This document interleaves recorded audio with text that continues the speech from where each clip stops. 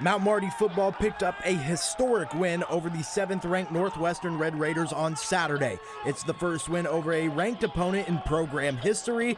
We caught up with Lancers head coach John Micheletti after the win. Feels awesome. You know, our guys worked their butts off all year.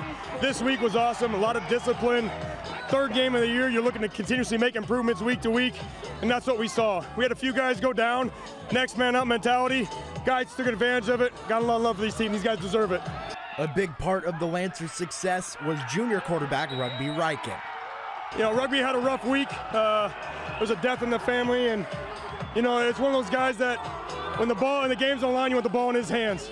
You know, and I knew that his maturity, that stuff wouldn't be a distraction. He was going to come out here, play for his grandfather, and that's exactly what he did. Play for his grandfather's team, Mount Marty. Got a lot of love for rugby. That's where it all starts, you know. We always talk about it's our offense versus their offense, our defense versus their defense. They got one of the best defensive lines in America. Turns out our D-line had a little chip on their shoulder, went out there. They performed pretty well today. Yeah, I started off there with Rodney Broadnex, a guy that's kind of waited his time to be able to here and win a starting job, and has really ran away with it this year. You know, every game he's got a touchdown, a big play. He's a spark plug for our offense. Obviously, our backfield of Malachi Hartz and Kyle Hirsch, and you even saw Jameer Pearson in there today doing some exciting stuff. So, got a lot of love for those guys.